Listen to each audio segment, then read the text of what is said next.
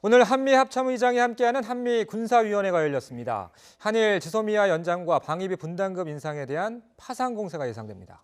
정치권에선 방위비 공정합의 촉구 결의안에 대한 이야기가 나오고 있습니다. 국회 비준을 거쳐야 하는 방위비, 미국 측의 방위비 분담금 인상 요구에 대한 여야 의견 듣겠습니다. 1대1 미니토론 더정치 박찬대 더불어민주당 의원, 김종석 자유한국당 의원 나오셨습니다. 안녕하십니까? 안녕하세요. 예, 안녕하세요. 자, 아무래도 오늘 조국 전 장관이 검찰에 출석을 했으니까 이 이야기부터 좀 해보겠습니다. 검찰이 이제 비공개 소환을 원칙으로 세웠기 때문에 피의자건 참고인이든 간에 다 이제 비공개 소환이 원칙이에요. 근데 어제 나경원 원내대표 같은 경우에는 한국당 측에서 미리 공지를 했기 때문에 취재인들이 기다렸는데 오늘 조국 전 장관은 비공개 출석했어요. 그러니까 본인의 선택이라는 거죠. 네, 어떻게 보셨습니까? 그 유명 인사를 또 비공개로 소환할 수 있게 하는 인권 보장 지침이 사실 조국 법무부 장관의 검찰개혁 1호 명령이었고 아이러니컬하게도 그 첫 번째 수혜자가 본인이라는 거. 선택인지는 모르겠으나 어쨌든 그 혜택을 본인이 받다는 거 지적하고 싶고요. 참담한 심정이죠. 전직 법무부 장관이 검찰 수사 받는다는 게 정상적인 상황은 아니고 네네. 이번 기회에 검찰도 살아있는 권력에 대해서 수사하고 칼을 댈 수 있다. 이런 관행이 확립되고 그리고 공정한 수사를 엄정하게 한다면 전 그게 검찰 개혁이고 또 검찰은 당연히 그래야 할 거라고 봅니다. 전직 장관이긴 하지만 소환까지 했다는 건 기소까지 당연히 이어질 거라 그렇게 보십니까? 그거는 검찰의 판단이고요. 정치인이 왈가왈부할 일은 아니라고 봅니다. 자, 어제 소환됐던 분 그럼 이야기를 좀 해보겠습니다. 나경원 원내대표 어제 8시간 좀 넘게 조사를 받았더라고요. 그래서 밤 10시 40분쯤 집으로 돌아갔는데 이 시점에서 솔직히 가장 궁금한 건 남은 이 59명 고소고발된 의원님들 출석하시는 겁니까? 우리 의원님은 물론 거기에 포함되어 있지는 않더라고요. 확인하셨습니까? 바로 이제 그건데요. 우리가 그 당시에 국회에서 저지투쟁을 할 때 나름대로 조직적으로 다 역할 분담을 하고 이제 한 거거든요. 그러니까 이게 어느 한 개인의 일탈행위라기보다는 우리 당 차원의 일이니까 원내대표께서 내가 책임을 지겠다는 건 당연한 거고요. 그렇기 때문에 저는 그 당시에 4층을 맡았어요. 근데 정작 그 충돌은 7층에서 일어났거든요. 그러니까 이렇게 우연하게 서로 맡은 일에서 차이가 난다면 이거는 우리가 공동으로 책임져야지 기소된 사람이 한두 사람이 또 따로 불려가고 이러는 것은 이 사안의 본질에 비춰볼 때 적절치 않다. 이거는 자유한국당에 대한 이야기고 자유한국당이 책임져야 할 일이다. 전 그렇게 보고 있습니다. 어제 원내대표가 출석할 때는 이제 그런 얘기를 안 했었는데 귀가할 때는 이런 얘기 했더군요. 원내대표가 책임을 져야 한다. 이 얘기는 다른 의원들은 출석하지 말아라 이런 이야기입니까? 개개인의 의견이 있을 수 있지만 말씀드린 대로 이건 우리 자유한국당에 대한 거고요. 이번 사태의 본질은 그러니까 국회에 정한 어떤 절차 또는 정당 정치의 원칙 또 의회 민주주의의 원칙을 파괴하려는 집권 여당의 음모에 저항한 겁니다. 그러니까 과거에도 군사 독재 정권 시절에도 야당 탄압을 할 때 실정법 위반으로 만들어가지고 탄압을 하고 소환하고 그랬었어요. 우리는 이거를 정치적 문제로 보기 때문에 국회 안에서 더 정당 간의 갈등을 사법부나 검찰을 불러들여서 이거는 과거에도 여러 번 있었지만 불행한 일입니다. 정치적인 문제는 정치적으로 풀어야지 과거처럼 이걸 또 검찰권을 동원해가지고 집권 여당이 야당 탄압하는 수단으로 쓰는 것은 저는 정당하지 못하고 국민의 동의받기 어렵다고 봅니다. 어찌됐든 근데 형사법적으로는 고소고발이 된 상태이기 때문에 피고발인 신분으로서 조사는 받아야 되는 거잖아요. 근데 만약에 앞서서 이제 소환조사 없이 기소된 유명한 사례가 있기 때문에 만약에 이번에도 소환조사 없이 기소가 된다면 스스로 방어권을 포기하는 거가 되잖아요. 그럴 수도 있겠죠. 그러니까 기소 여부는 검찰이 판단해야 되겠지만 말씀드린 대로 이거는 정치적 사건이고 우리는 의회 민주주의와 그 절차를 지키기 위해서 저항하는 과정에서 발생한 거고 이것은 여야 간의 정치적 쟁점인데 여기에 집권 여당이 검찰을 끌어들여 가지고 겁박하는 것은 정치적 탄압이다. 저는 그렇게 보기 때문에 그러는 겁니다. 자, 정치적인 영역이다 이런 주장 주장을 지금 한 두 차례 말씀하셨기 때문에 네. 여기에 대한 반박이 좀 필요할 것 같습니다. 패스트 트랙이라고 하는 것은 분명한 국회법 안에 있는 절차 아니겠습니까? 예, 예. 처음 있었던 일도 아니고요. 작년 12월 달에도 패스트 트랙이 유치원 3법과 관련해서 진행이 됐었거든요. 네네. 그때도 격렬한 논쟁과 저항은 있었지만 그때 추진됐던 패스트 트랙에는 물리적 충동이 없었어요. 다르게 판단할 수밖에 없는 이유가 있어요. 왜냐하면 국회법상에 정해진 절차를 지키지 않았습니다. 여당과 국회의장이 불법 사보임 문제도 있었고요. 그다음에 그 안건조정위원회 90일 그것도 안 지켰고 그래서 저희는 그거를 막기 위해서 저항한 겁니다. 불법에 대한 불법 행위를 막는 행위인데 그 똑같은 얘기가 아니고요. 선진화법을 만든 거는 바로 이런 거 하지 말고 의회 합의 정신에 의해서 정치를 하라는 건데 선진화법을 악용해서 오히려 일방적으로 밀어붙이는 폭거를 했다. 그런 게 저희 입장입니다. 자, 뭐 아무튼 뭐 이 법 위반인지는 검찰이 판단할 거라고 보고요. 근데 더 큰 문제는 이번 수사가 이제 국회 논의 과정과 어느 정도 법안 논의 과정과 상관관계가 있다는 부분이잖아요. 결국엔 본회의 표결까지 갈 거라고 보십니까? 이렇게 여야 합의는 지금 뭐 한국당 어려운 의원들을 상황이잖아요. 고소를 해서 법률적으로 압박을 가하면서 예. 또 법안 처리를 밀어붙이는 게 저희가 볼 때는 이게 바로 정치적 탄압이다 이거죠. 저희는 지금 그 공수처법하고 이 법안은 법안이고 우리가 지금 검찰에 뭐 기소가 아니라 고소가 돼 있는 건 별개인데 이걸 연결하는 시도는 저희는 동의할 수 없습니다. 그건 별개입니다. 예. 만약에 본회의 표결이 간다면 다 통과될 가능성이 있습니까? 통과될 지금 패스트트랙에 올라 있는 법안이요. 예, 통과될 가능성이 높죠. 패스트 트랙이라고 하는 거는 국회에서 충분한 수기 과정을 거치고 나서 진행을 하고 합의를 하는 것을 원칙으로 하는 것은 분명한데 국회 선진화법에 따라서 반드시 합의해야만 상정이 되는 사실은 그 부분 그것 때문에 아무것도 하지 못하는 식물국회로 빠지는 부분에 대해서 유일한 탈출구가 패스트 트랙 아니었겠습니까? 예. 패스트 트랙을 일정 기간을 둔 거는 그동안에 충분히 수기를 해서 가급적 합의에 도달하라는 것인데 지금 패스트 트랙 선진화법에 규정한 기간도 안 지키고 그냥 속전속결로 해서 12월 3일 날 상정하겠다는 것은 법 정신에도 어긋날 뿐 아니라 강행할 경우에는 상당한 정치적 부담을 각오하셔야 될 겁니다. 과연 자유한국당이 가슴에 손 얹고 합의를 하기 위해서 어떠한 진정성 있는 노력을 했는지도 한번 생각해 주실 필요가 있지 않은가. 예, 그 말씀 그대로 여기서 돌려드릴게요. 정리하겠습니다. 저희가 그대로 지금 돌려드릴게요. 뒤에 진정성 있게 다뤄야 될 협의하십시오. 중요한 문제들이 많이 있기 진정성 있게 때문에요. 협의를 원해요, 우리도. 예.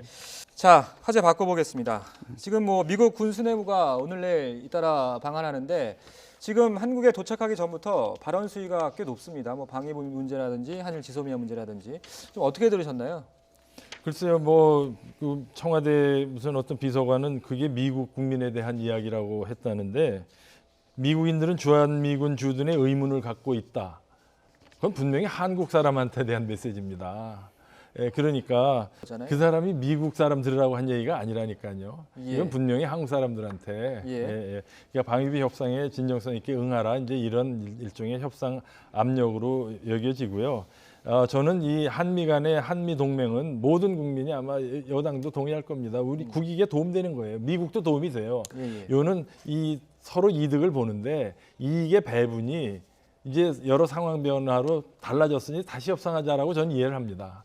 다만 미국이 그렇게 무슨 5조 원씩 내놔라든가 이렇게 하는 것은 좀 적절치 못하고요. 그걸 또 주한미군 철수하고 연결짓는 것도 좀 적절치 못하고 그렇다고 그래서 또 일부 민주당 내에서 얘기하듯이 그럼 노딜로 가자. 이건 더더욱 적절치 못하고요.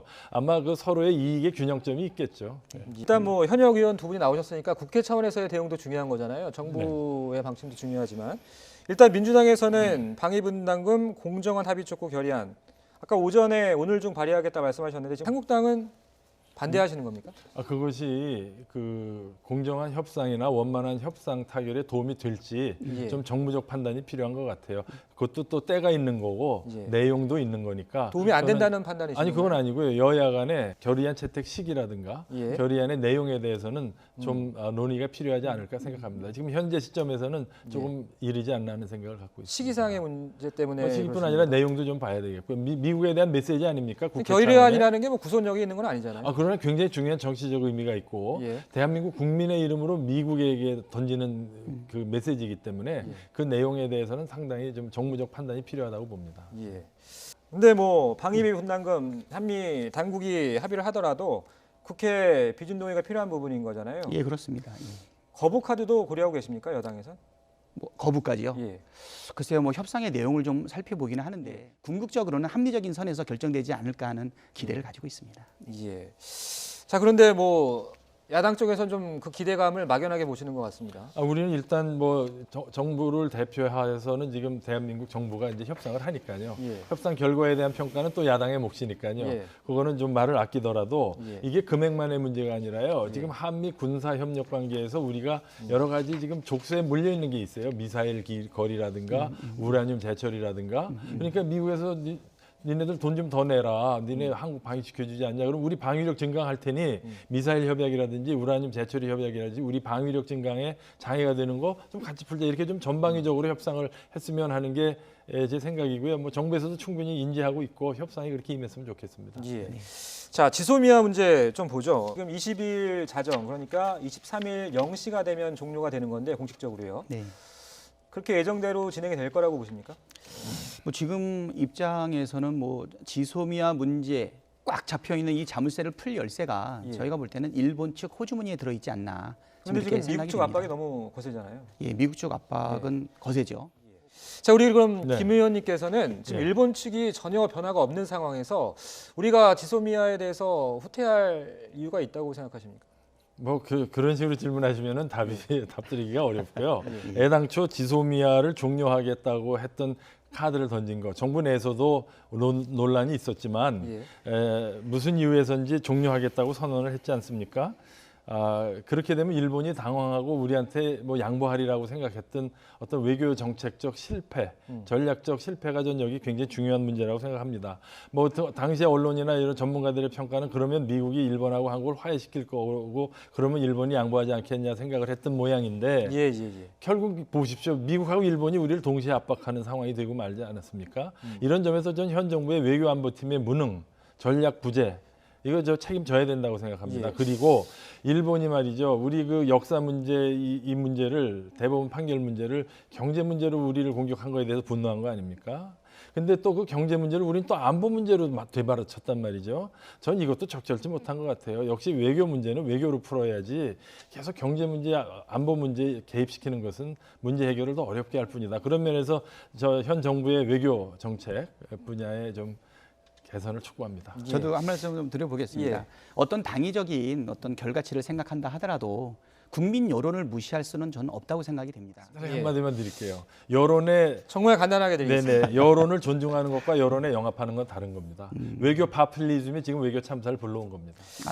자, 다음 주제로 좀 넘어가 보겠습니다. 자, 지금 뭐 513조 5천억 원 내년도 예산 심사가 이제 한창인데 이 나경원 원내대표께서 뭐 공개적으로 14조 원 정도 삭감하겠다 이렇게 말씀을 하셨어요. 그런데 상임위 차원에서 올라오는 예산안을 보니까 오히려 늘어서 올라온다고 하더군요. 왜 그런 겁니까?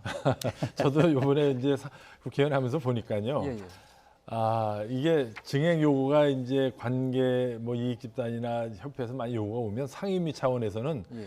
되게 늘리는 쪽으로 가더라고요. 근데 왜 마음 놓고 늘리냐면 예산결산특별위원회 전체 회의로 가면 어차피 대표질 당하니까 일종의 도덕적 회의가 이 국회 내부 프로세스에 있더라고요. 나름대로 깎을 건 깎고 그랬는데 결국은 저희가 속한 정무위도 약 몇천억 좀 늘었습니다. 그래서 좀 그런 마음이 있는데 그런 구조적인 문제가 있어요. 제가 이제 그 질문을 드린 이유는 이제 이 쪽지 예산으로 대변된 이 소소위 문제 때문에 질문을 드렸는데 김재현 예결위원장께서 올해는 소소위 없이 운영하겠다 말씀을 하셨는데 그게 회의를 진행하다 보면 이제 개수조정을 하다 보면 증액 감액을 하다 보면 여러분이서 하기는 좀 어렵다 이렇게 항상 항변하시는 의원님들이 계시더라고요. 그래서 올해 그게 가능합니까? 소소위 없이 해보셨잖아요, 이제. 네. 그래서 그 김재원 위원장의 그 말씀은 상당히 나름대로 경험에서 온 말씀 같아요. 사실 법안 소위만 해도 6명, 8명이 하는데 의견 일치 보기가 참 쉽지 않거든요. 그래서 결국에는 또 간사간 협의로 가더라고요. 근데 우리가 문제 삼는 건 소소위하고는 다른 겁니까? 밀실에서 달라지는 거지. 밀실에서 옛날에 쪽지 예산이라고 했지만 요새 카톡 예산이라고 하는데요. 이제 그런 거 하지 말고 투명하게 비록 간사간 협의라도 투명하게 하자. 이런 차원의 제안으로 전 이해하고 있습니다. 자, 오늘 뭐 두 분 토론만 봐서는 정말 쉽지 않겠구나 생각이 들었는데 예산 심사는 기대를 좀 해보도록 하겠습니다. 자, 말씀 여기까지 듣겠습니다. 고맙습니다. 네. 고맙습니다.